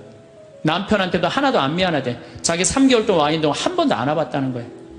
근데 누구한테 미안하냐면 자기 자신한테 너무너무 미안하다는 거예요. 그리고 내 어깨에 눈물을 뚝뚝 흘리고 이 자매는 일주일 만에 세상을 떠났어요. 자, 여러분들은 여기 지금 50, 60까지 사신 여러분들 열심히 살지 않으셨어요? 지금까지? 그렇지 않아요? 그리고 또 이 우중충한 날 강의 듣겠다고 여기 오신 여러분들은 무조건 열심히 사신 분들이에요. 그럼 여러분들은 지금 누구한테 제일 잘해줘야 되느냐면은 본인한테 제일 잘해줘야 돼요. 나는 본당 신부 10년 할 동안 교우들이 정말로 잘해줬어요. 뭐 애 생기면 애 생겼다고 밥 사주고, 애 낳으면 애 낳았다고 밥 사주고, 뭐 그냥 정말로 그냥 건수가 얼마나 많은지 몰라요. 근데 내가 강원도 평창에 농사지로 딱 들어갔는데 사람이 아무도 없는 거예요. 나 밥 사주는 사람이 아무도 없는 거예요. 그리고 그냥 밤에 나오면 얼마나 깜깜한지 내 다리가 안 보여요. 다리가 보여야지 어딜 돌아다니까. 몸만 보여, 몸만. 강시 떠도 둥둥둥도 떠다니는, 강시 떠다니는 것처럼. 밥 사주는 사람도 없고 갈비 먹고 싶은데. 근데 난 갈비 먹고 싶으면 뭐라 그러냐면은, 창현아 갈비 먹고 싶냐? 가자, 내가 사줄게. 난 나한테 내가 사줘요. 내가 또 회 먹고 싶으면은, 창현아 회 먹고 싶으면 가자, 내가 사줄게. 난 나한테 내가 사줘요. 나는 나한테 내가 사주니까 남한테 원망 안 해요. 왜? 내가 즐겁게 먹으니까. 근데 여기는 우리 많은 자매님들 자기 돈으로 사 먹을 생각은 안 하고 아들이 사줄래나 남편이 사줄래나 1년 전에도 안 사주더니 또 안 사주네 이러고 그냥 맨날 청승을 떨면은요, 알아주는 사람 아무도 없다고. 그리고 여러분들 100년 동안 살 동안 여러분들 행복을 이웃이 챙겨줄 수 있을까요? 남편이 100년 동안 챙겨줄 수 있어요? 자식이 100년 동안 챙겨줄 수 있어요? 행복은 누가 챙기는 거냐면 내가 챙기는 거예요. 내가 나한테 행복할 수 있도록 해줘야 돼요. 근데 그냥 자기한테는 잘해줄 생각을 안 하고 남이 나한테 안 해줄까 이것만 계속 바라고 있으면 그런 여자들이 복장 터지는 여자들이에요. 그런 여자들이. 이제는 행복의 주인공은 누구다? 나다. 옷도 좀 사 입으세요. 옷도. 뭐 자기가 무슨 군인이야. 철모 쓰고 그냥 1년 내내 딱 그냥 바뀌지 않는 옷 입고 돌아다니면요, 집에서 왔다 갔다 하면요, 이 전부 다 심란해요. 저는 지난 여름에 40일 동안 미국 LA 쪽에 순회 강연 가기 전에 서울 모본당에 강의를 갔는데 강사를 많이 줬어요. 마침 또 그냥 양복이 좀 안 맞아요. 살이 좀 쭉 한 10kg가 빠져갖고. 그래갖고 양복을 좀 사 입어야 되겠다. 그래서 문정 아울렛에 가갖고 내가 양복 사 입고 갔어요. 참 우리나라 옷도 잘 만들어요. 내가 50만 원어치를 옷을 샀는데 양복 2벌, 바지 2개, 50만 원인데 그렇게 사 입고 갔어요. 그럼 미국 이제 강의를 갔더니 교우들이 그러는 거예요. 어우, 신부님 양복 너무너무 멋있다는 거, 메이커냐는 거예요. 아니라고, 나 이거 내 돈으로 내가 아울렛 가서 내가 사 입고 왔다고. 내가 사 입어야죠. 옷도 마음에 드는 거예요. 여러분들도 10만 원짜리 들었다가 너무 비싸다 그러고 만 원짜리 줍지 마세요. 작년 영명축일에 우리 어머니가 너무 이쁜 옷을 입고 왔어요. 평창으로. 그래서 내가 어머니한테 물어봤어요. 어머니 아들이 사줬냐 딸이 사줬냐 그랬더니 어머니 하시는 말씀이 사주긴 누가 사주느냐고, 방송 보니까 신부님이 늙어서 옷 사 입고 싶으면 지 돈으로 사 입으라 그래서 내 돈으로 사 입었다는 거야. 내 돈으로. 근데 이 노인네가 150만 원짜리 사 입고 온 거예요. 근데 내가 잘했다고 그랬어요. 왜? 우리 어머니 아버지 자식 내 뒤도 안 돌아보고 키웠어요. 그러면 그 정도 보상받을 자격 충분해요. 난 그거보다 훨씬 더한 것도 받을 수 있다고 생각해요. 자식 위해서 재산 물려준다고 한 푼도 안 쓰고 거지같이 살기를 원하지 않아요. 그런 자식은 없을 거예요. 여러분들도 다 누구 위해서? 여러분 위해서 쓰세요. 그리고 대신 건강하게 사세요. 여행도 다니세요. 우리 어머니 77, 아버지 79 때 내가 그랬어요. 어머니 아들이 신부인데 예루살렘은 갔다 와야 되지 않느냐. 아버지, 아들이 신부인데 베드로 성전은 갔다 와봐야 되지 않느냐. 같이 갔다 오자. 그랬더니 어머니가 우리 외삼촌이 아주 부자였는데 미국에 작은 외삼촌 만나러 갔다가 거기서 돌아가셨어요. 뭐 객사하신 거죠. 그랬더니 어머니 하시는 말씀이 우리 집은 멀리 가면 객사는 전력이 있어서 안 간다는 거예요. 그래서 내가 그랬어요. 자식들이 티켓 다 끊어놨으니까 갈래면 가고 말래면 말아라. 예. 그랬더니 어머니 아버지가 2달 전에 이제 가보니까 손잡고 산에 올라갔다 내려갔다 하더라고요. 길에서 안 죽으려고 체력 보강하느라고. 한 달 전에 가보니까 옷 다 사입고 준비 끝났어. 성지순례를 갔는데 6시에 나오는데 5시 반에 나오는 거예요. 12일 동안 한 군데도 안 빼고 다 다니시는 거예요. 밥 먹으면서 내 손으로 안 하니까 밥도 너무 맛있다고 그냥 먹는 거예요. 그 토요일 날 저녁에 한국에 들어왔어요. 저녁 가족끼리 식사를 하고 저녁에 이제 헤어지고 다음날 아침에 성지순례 간 사람들 전화를 하는데 다 비몽사몽이야. 집에 전화했는데 전화를 안 받는 거예요. 핸드폰도 안 받으시고. 난 두 분이 너무 힘들어서 돌아가셨는 줄 알았어요. 근데 2시에 통화가 됐어요. 아버지 왜 전화를 안 받느냐고. 그러니까 아버지가 자식들 전부 다 약수물 떠다 대주시거든요. 그거 이제 10일 동안 집을 배웠으니까 그 성지순례 끝나고 아침에 일어나고 약수도로 간 거예요. 어머니는 어디 가니까 파마로 간 거예요. 파마로. 나이 80대도 여행 다니는데 아무 문제 없어요. 여러분들 집 잡혀서 다니세요. 네. 제가 저 언젠가 행복 강의 때도 말씀드렸지만 요한 바울 2세 교황님이 돌아가시면서 뭐라고 그랬냐면은 나는 행복합니다. 여러분들도 행복하십시오. 그리고 돌아가셨어요. 이분이 1920년에 태어나셔서 2005년에 돌아가셨어요. 근데 이분이 안 행복할 게 뭐 있어요? 얼굴 잘생겼지, 키 크지, 노래 잘하지, 언어는 11개 언어를 자유자재로 했어요. 그리고 오상 받으신 비오 신부님이 뭐라고 그러냐면 저분은 교황 될 분이라고. 신부 되자마자 주교되고, 주교되자마자 추기경 되고, 추기경 되자마자 교황 됐어요. 1981년에 교황이 돼서 2005년까지 24년 동안 교황 자리에 있었어요. 근데 이분 그렇게 청승 떨면서 안 살았어요. 하고 싶은 대로 하고 살았어요. 얼마나 하고 싶은 대로 하고 살았냐면은 시성식을 2000년 동안 교황청에서만 했거든요. 근데 이분은 뭐라고 그랬냐면 나는 나가서 한다. 누가 교황청에서 하라고 누가 정해놨느냐? 그래갖고 84년에 한국에 오셔서 시성식 하신 거예요. 파격적이시죠. 갈릴레오 갈릴레이 둥그렇다니까 그냥 옛날에 교황들이 평평하지 이놈은 뭐가 둥그러냐. 그러니까 이번 교황님이 요한 바울 2세 교황님이 500년 만에 미안하다. 너 감옥에 가두고 탑에 가둬서 사과했어요. 동방교회 파문한 거 철회했어요. 그랬더니 동방교회 수익권 인정해줬어요. 그리고 102회에 걸쳐서 136개 나라를 순방한 거예요. 거의 24년 동안 교황청이 있은 적이 없어요. 전 세계 돌아다니냐고. 그래서 그분을 평화의 사도라고 그러는 거예요. 하고 싶은 대로 다 하고 돌아가시면서 나는 행복합니다. 여러분들도 행복하십시오. 그리고 돌아가셨단 말이에요. 여러분들도 이제 그만 자식 위해서 희생하세요. 집 잡혀갖고 먹고 싶은 거, 입고 싶은 거, 여행 다니고 싶은 거 다 다니세요. 다 다니고 한 90살 때 이제 죽을 때쯤 통장에 500만 원 딱 남겨놓고 자식들 불러요. 부르고 이렇게 말하세요. 나는 행복했다. 하고 싶은 대로 다 해서. 니네들도 행복해라. 그리고 돌아가셔야 돼요. 제일 내가 가슴 아픈 분들이 어떤 분들이냐면은 한 60살쯤 암이 걸려갖고 인생 돌아보니까 고생만 했단 말이야. 죽을 때 울면서 딸 불러서 엄마처럼 살지 말아라. 그리고 죽는 사람이 제일 가슴 아파요. 여러분들 죽을 때 이렇게 말씀하고 돌아가셔야 돼요. 엄마처럼 살다가 행복하게 살다가 너희들도 마지막 날에 하늘나라에서 다시 만나자. 아버지처럼 행복하게 살다가 어떻게 마지막에 하늘나라에서 우리 다시 만나자. 그리고 돌아가셔야 돼요. 그래서 여러분들이 남은 내가 내 마음 안에 슬픔, 괴로움, 고통, 불행이 꽉 차 있어. 그러면 내가 이웃한테 뭘 나눠줄 것 같아요?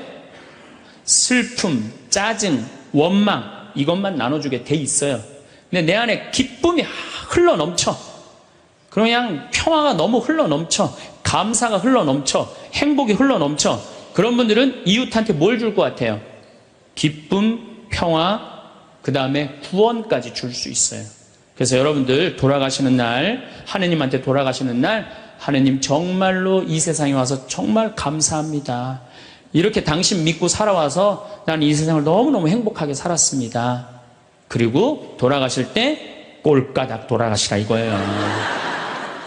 그래서 여러분들 절대 돌아가시면서 엄마처럼 살지 말아라. 그리고 돌아가시지 말고 엄마처럼 살아라. 그리고 돌아가시고 행복하게 사시다가 가시기를 바라겠습니다. 감사합니다. 곱게 늙어가는 것은 더 간단치 않습니다. 그러나 우리는 곱게 늙지 않으면 인생의 끝장이 추해집니다. 아름답게 늙어가는 분을 만나면 세상이 참 고와 보입니다. 성공한 사람들을 보면 크게 두 부류로 나뉘는 걸 알 수 있습니다. 하나는 자신이 성공했다고 여기저기 떠벌리고 다니는 사람들, 그리고 또 하나는 조용히 아무 말 없이 자기 삶을 사는 사람들입니다. 우리는 흔히 성공을 하면 자연스럽게 자랑하고 싶어질 거라고 생각하죠. 좋은 차를 사고 비싼 시계를 차고 SNS에 멋진 사진을 올리고 싶을 겁니다. 왜냐하면 그렇게 하면 남들이 나를 더 인정해 줄 거라고 믿으니까요. 하지만 현실은 그렇지 않습니다. 오히려 진짜 성공한 사람들은 그렇게 행동하지 않습니다. 왜냐하면 보여줄 필요가 없기 때문입니다. 돈이 많다고 높은 자리에 있다고 유명하다고 해서 굳이 그걸 드러낼 필요는 없습니다. 그걸 아는 사람들은 이미 알고 있고 모르는 사람들은 알 필요가 없죠. 그런데도 굳이나 성공했다고 떠드는 사람들이 있습니다. 그런 사람들은 왜 그럴까요? 간단합니다. 그 사람들은 사실 그렇게까지 성공한 게 아니기 때문입니다. 우리는 종종 SNS에서 성공한 사람들을 봅니다. 해외여행을 가고 고급 레스토랑에서 밥을 먹고 멋진 차를 타고 다니는 모습? 그런데 가만히 보면 그런 걸 보여주는 사람들은 언제나 뭔가를 팔고 있습니다. 강의를 팔든 자기 브랜드를 홍보하든 아니면 단순히 자기 자존감을 유지하려고 하든 간에 결국 목적이 있는 거죠. 진짜 부자들은 그렇게 하지 않습니다. 오히려 조용히 아무도 모르게 자기 일을 합니다. 왜냐하면 자랑해서 얻을 게 없기 때문입니다. 오히려 괜히 잘난 척했다가 사람들에게 이용당하거나 시기와 질투를 받거나 쓸데없는 오해를 사는 게 더 피곤합니다. 이건 단순한 돈 이야기가 아닙니다. 사회적인 성공을 이룬 사람들도 마찬가지입니다. 진짜 실력 있는 사람들은 자기 실력을 굳이 떠벌리지 않습니다. 왜냐하면 그럴 필요가 없으니까요. 자기 분야에서 최고라면 사람들이 먼저 알아서 찾아옵니다. 반대로 실력이 부족한 사람일수록 자기를 포장하려고 애씁니다. 우리가 흔히 듣는 말이 있죠. 빈수레가 요란하다. 이 말이 괜히 있는 게 아닙니다. 정말 내실이 있는 사람들은 굳이 시끄럽게 굴지 않습니다. 반대로 겉만 번지르르한 사람들은 자기가 얼마나 대단한지 떠들고 다닙니다. 이걸 좀 더 현실적인 예로 들어볼까요? 동창회에 나가면 꼭 이런 사람이 있습니다. 옛날에는 별거 아니었는데 갑자기 잘 됐다고 나타나서 자기가 얼마나 성공했는지 자랑하는 사람. 처음에는 다들 와 대단하다 하고 들어주지만 시간이 지나면 어떨까요? 대부분 속으로 이렇게 생각할 겁니다. 저 사람 뭐 저렇게까지 티를 내? 결국 그런 사람은 점점 멀어지게 됩니다. 반면에 정말 성공한 사람들은 조용합니다. 굳이 자기가 어떻게 살고 있는지 설명하지 않죠. 그런 사람들은 오히려 주변에서 먼저 알아보고 자연스럽게 존경을 받습니다. 그게 진짜 성공입니다. 그럼 우리는 어떻게 해야 할까요? 내가 뭔가를 이루었을 때 굳이 남들에게 알릴 필요가 있을까요? 물론 가까운 사람들에게 좋은 소식을 전하는 건 좋습니다. 하지만 굳이 모든 사람들에게 나 이렇게 잘 살고 있어요 하고 알릴 필요는 없습니다. 그런 행동은 결국 나에게 득이 되지 않습니다. 성공이라는 건 원래 조용한 겁니다. 내가 잘 되고 있으면 주변 사람들이 자연스럽게 알게 됩니다. 굳이 내가 말하지 않아도 내 행동과 태도에서 묻어나오게 되어 있습니다. 그러니 굳이 보여주려고 애쓰지 마세요. 오히려 그게 더 진짜 성공한 사람의 태도입니다. 사람은 사회적 동물이라고 하잖아요. 혼자 살아갈 수 없고 결국 사람과의 관계 속에서 기쁨도 얻고 때로는 상처도 받습니다. 그런데 한 가지 생각해 볼 게 있어요. 우리가 정말 인간관계가 필요해서 맺고 있는 걸까요? 아니면 그냥 그래야 한다고 배워서 어쩔 수 없이 유지하고 있는 걸까요? 어릴 땐 친구 많으면 좋다고 하죠. 사회생활에서도 인맥이 중요하다는 말을 많이 합니다. 그런데 정작 주변을 보면요. 인간관계가 넓은 사람일수록 스트레스를 더 많이 받아요.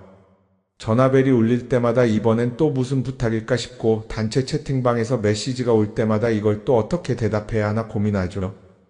관계가 많아질수록 책임과 피로도 함께 늘어나는 겁니다. 어떤 사람들은 인간관계를 줄이면 외롭지 않겠냐고 해요. 그런데 가만히 생각해보면 진짜 외로움을 느끼는 순간이 언제인지 아세요?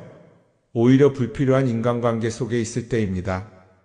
같이 밥을 먹고 얘기를 나누는데도 뭔가 허전하고 대화가 컥 돌고 속마음을 나누지도 못할 때, 그럴 때 우리가 더 외롭다고 느끼죠. 그렇다고 당장 인간관계를 다 끊어버릴 순 없겠죠. 하지만 적어도 내가 정말 소중하게 여겨야 할 관계와 그냥 관성적으로 유지하는 관계는 구분할 필요가 있습니다. 예를 들어 매번 나한테 부탁만 하고 정작 내가 어려울 땐 연락 한 번 없는 사람. 내가 실수하면 뒷담화를 하면서 내 앞에서는 웃는 사람. 이런 관계를 굳이 계속 이어갈 이유가 있을까요? 가끔은 이런 경험도 있을 거예요.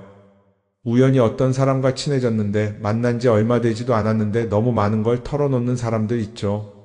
자기 속사정부터 가족 문제, 직장 고민까지 쏟아내는 사람들. 이런 경우 두 가지의 가능성이 큽니다.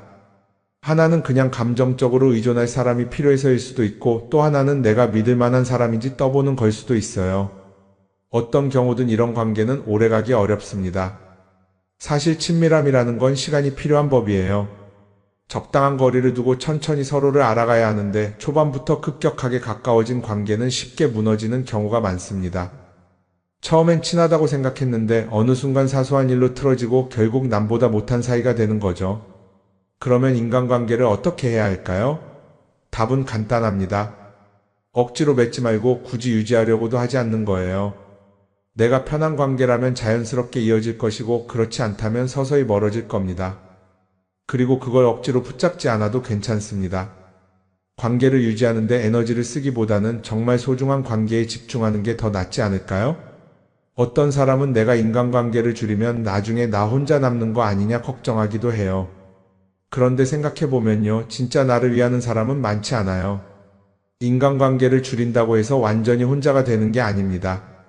오히려 불필요한 관계를 정리하고 나면 남아있는 관계들이 더 단단해지고 가치 있게 느껴질 겁니다. 예전엔 인맥이 자산이라는 말을 많이 했어요. 그런데 요즘은 꼭 그렇지도 않죠. 오히려 불필요한 인간관계가 많으면 그게 짐이 될 수도 있어요. 적당한 거리, 적당한 선. 이걸 잘 지키는 게 결국엔 가장 편한 인간관계를 유지하는 방법 아닐까요? 한번 곰곰이 생각해 보세요. 지금 내 주변에 있는 사람들 중에서 내가 정말 편하게 만날 수 있는 사람이 몇 명이나 되는지, 내가 억지로 맞춰주고 있는 관계는 없는지. 관계를 줄이면요, 외로워지는 게 아니라 오히려 더 자유로워집니다.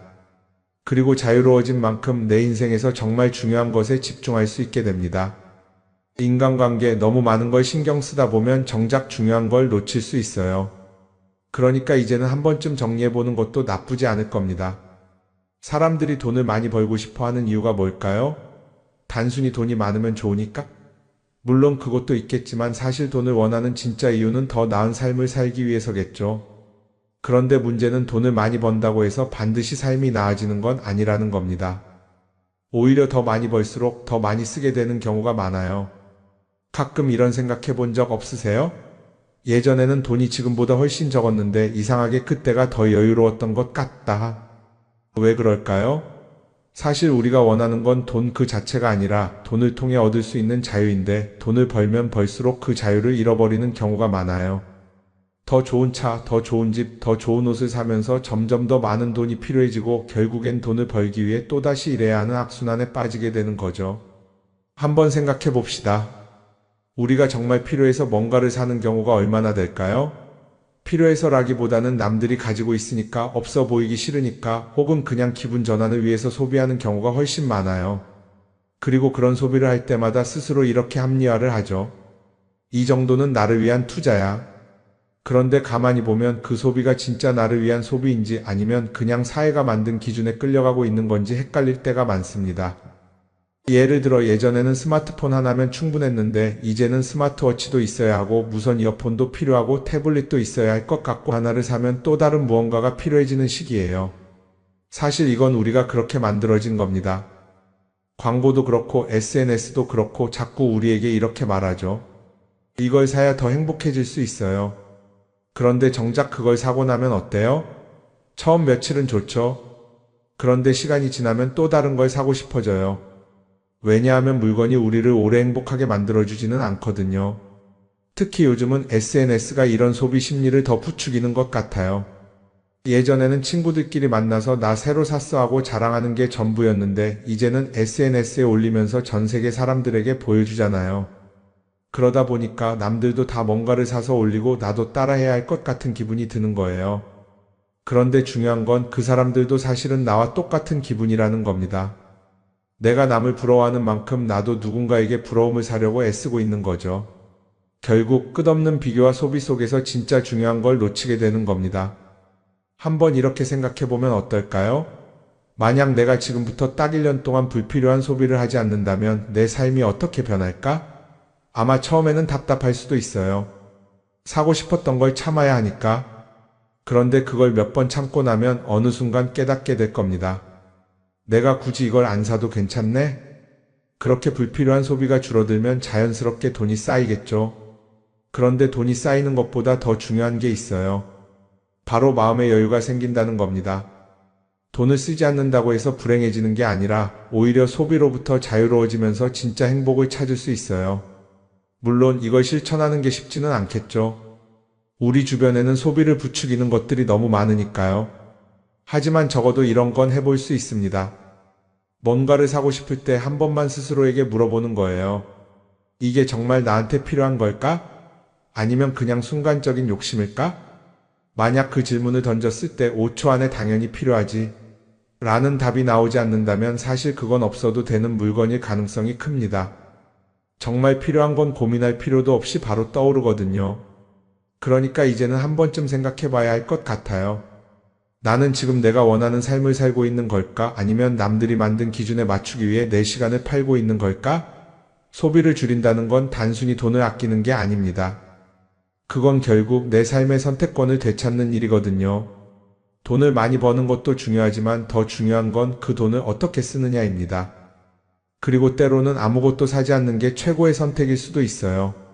우리는 요즘 SNS 없이 사는 게 거의 불가능한 시대에 살고 있죠. 아침에 눈 뜨자마자 휴대폰을 확인하고 출근길에도 SNS를 보고 잠들기 전까지도 계속 들여다봅니다. 그러면서 남들이 어떻게 사는지 보고 나도 모르게 비교하게 되고 때로는 초조해지기도 하죠. SNS에 올라오는 사진들 한번 보세요. 맛집에서 멋진 음식을 먹고 해외여행을 다니고 좋은 옷을 입고 성공한 삶을 사는 사람들. 그런데 가만히 보면 이 사람들이 정말 행복해서 저런 사진을 올리는 걸까요? 아니면 그냥 행복해 보이고 싶은 걸까요? 실제로 SNS에 가장 많이 올라오는 사진이 뭔지 아세요? 남들이 부러워할 만한 순간들입니다. 집에서 편하게 쉬고 있는 모습이나 출근길에 지친 얼굴, 어제 먹다 남은 배달 음식 사진 같은 건 잘 안 올리죠. 대신 멋진 레스토랑, 명품 가방, 고급 호텔 같은 것들이 올라옵니다. 왜 그럴까요? 결국 SNS는 보여주기 위한 공간이기 때문입니다. 여기서 중요한 게 있어요. 우리가 SNS에서 보는 건 그 사람의 삶 전체가 아니라 편집된 일부 장면이라는 겁니다. SNS는 마치 한 편의 다큐멘터리나 영화처럼 잘 꾸며진 장면들만 보여줍니다. 그런데도 우리는 그걸 보면서 아, 저 사람은 나보다 더 행복하구나 하고 착각하죠. 예를 들어 SNS에서 한 친구가 해외여행을 가서 아름다운 풍경을 찍어 올렸다고 해볼게요. 우리는 그걸 보면서 부럽다, 나도 저렇게 살고 싶다라고 생각하겠죠. 그런데 정작 그 친구는 사진을 찍고 나서도 일 때문에 스트레스를 받고 있을 수도 있고 여행 비용을 감당하느라 카드가 걱정을 하고 있을 수도 있습니다. 그 부분은 우리는 알 수가 없죠. 그런데 문제는 이렇게 남들과 비교하는 습관이 쌓이면 결국 내 삶이 초라하게 느껴진다는 겁니다.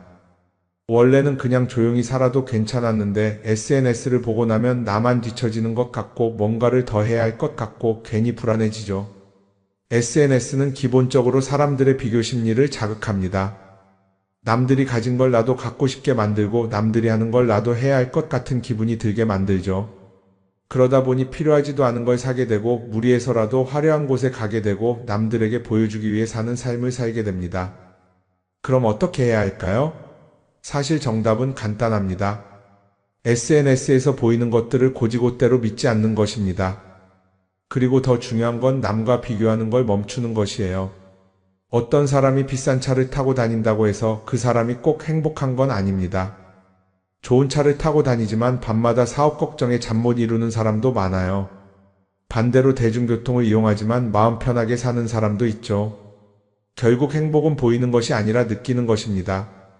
SNS를 덜 보면 덜 불행해진다는 연구 결과도 있어요. 하루 종일 남의 삶을 보면서 비교하는 시간을 줄이면 내 삶에 집중할 수 있는 시간이 많아지는 겁니다. SNS를 완전히 끊을 필요는 없지만 최소한 그 안에 있는 것들이 전부 진짜라고 생각하지 않는 태도는 필요합니다. 우리는 누구나 자신만의 속도로 살아가고 있어요. 남들은 남들대로 사는 거고 나는 나대로 살면 됩니다. SNS에서 남들의 화려한 모습을 볼 때마다 한 번쯤 이렇게 생각해 보세요. 이건 그 사람이 보여주고 싶은 삶일 뿐이다. 그러면 조금은 편해질 겁니다. 사람들은 다들 자기 인생을 살아간다고 생각하죠. 그런데 가만 보면 정말 자기 인생을 사는 사람이 얼마나 될까요? 많은 사람들이 사실은 남이 만들어 놓은 기준에 맞춰서 살고 있어요. 좋은 대학, 좋은 직장, 좋은 차, 좋은 집. 다들 이런 걸 목표로 삼지만 정작 내가 원하는 삶이 뭔지 깊이 생각해 본 적이 없는 경우가 많아요. 이건 어릴 때부터 교육받아온 방식과도 관련이 있어요. 우리는 어릴 때부터 이렇게 살아야 한다는 틀 안에서 자라죠. 공부 열심히 해서 좋은 성적을 받아야 하고 좋은 직장을 가져야 하고 결혼도 적당한 때에 해야 하고 마치 인생이 정해진 수순이라도 있는 것처럼요. 그러다 보니 나 스스로 정말 원하는 걸 고민하기보다는 그냥 남들이 정해놓은 목표를 따라가게 돼요. 그런데 이렇게 남의 기준에 맞춰서 살다 보면 어느 순간 공허함을 느끼게 됩니다. 이게 정말 내가 원했던 삶인가? 하는 의문이 들 때가 오죠. 어릴 땐 성적이 목표였고 사회에 나와서는 연봉이 목표였고 결혼하고 나서는 아이 교육이 목표였는데 그 목표를 이루고 나면 허무한 거예요. 계속 뭔가를 이루긴 했는데 정작 나는 어디에 있는지 모르겠는 거죠. 진짜 중요한 건 내가 원하는 게 뭔지를 아는 것이에요. 그런데 이게 쉽지 않죠. 오랫동안 남의 기준대로 살아왔기 때문에 막상 내가 정말 원하는 게 뭐지? 하고 물어보면 선뜻 대답하기 어려운 경우가 많아요. 하지만 이 질문을 하지 않으면 우리는 평생 남이 정한 기준 속에서 살게 됩니다. 그럼 어떻게 해야 할까요? 첫 번째로 필요한 건 내가 왜 이런 생각을 하게 됐는지 스스로 점검하는 거예요. 예를 들어 내가 비싼 차를 사고 싶다고 생각한다면 그게 정말 내 필요 때문인지 아니면 남들에게 잘 보이기 위해서인지 한번 따져봐야 해요. 만약 남들이 나를 어떻게 볼까 하는 게 더 중요하다면 그건 내 기준이 아니라 사회가 만들어 놓은 기준일 가능성이 큽니다. 두 번째는 다른 사람의 의견에 휘둘리지 않는 연습을 하는 거예요. 우리는 살아가면서 끊임없이 남들의 평가를 받죠. 그 나이에 그런 걸 시작한다고? 지금 그게 가능하겠어? 이런 말들이 우리를 흔들어 놓습니다. 그런데 그런 말에 신경 쓰다 보면 결국 아무것도 하지 못하게 돼요. 중요한 건 남들이 뭐라고 하든 내가 결정하는 거예요. 물론 남의 조언을 들을 수도 있고 참고할 수도 있죠. 하지만 최종 결정은 항상 내 몫이어야 합니다. 내가 결정하고 내가 책임지는 거. 그렇게 해야 내 삶을 온전히 내 것으로 만들 수 있어요. 세 번째는 내가 한 선택에 책임지는 자세를 가지는 거예요. 많은 사람들이 무언가를 선택하고 나서도 후회하죠. 괜히 이걸 했나? 이 선택이 잘못된 건 아닐까? 그런데 한 가지 확실한 건 후회한다고 해서 과거가 바뀌지는 않는다는 거예요. 내가 한 선택이라면 그 선택이 틀렸다고 해도 받아들이고 그 안에서 최선을 다하는 게 더 중요해요. 이렇게 말하면 그럼 실수하면 어떡하죠? 라고 걱정하는 분들도 있을 거예요. 하지만 생각해보면 우리가 실수를 두려워하는 이유도 결국 남의 시선 때문이에요. 내가 실패하면 남들이 날 어떻게 볼까? 이런 걱정이 더 크죠. 그런데 남들은 생각보다 우리한테 관심이 없어요. 우리가 성공하든 실패하든 남들은 자기 삶을 사느라 바빠요. 그러니까 내 인생의 주인은 결국 나 자신이라는 걸 명확히 할 필요가 있어요. 내 선택을 하고 그 선택에 책임지면서 남이 아니라 나에게 맞는 길을 찾는 것. 그게 진짜로 내 삶을 살아가는 방법이 아닐까요? 어쩌면 우리는 너무 오랫동안 이렇게 살아야 한다는 틀 속에 갇혀 있었는지도 모릅니다. 하지만 이제는 한 번쯤 생각해 봐야 합니다. 나는 진짜 내 삶을 살고 있는가? 그리고 만약 아니라면 지금부터라도 조금씩 바꿔보면 어떨까요?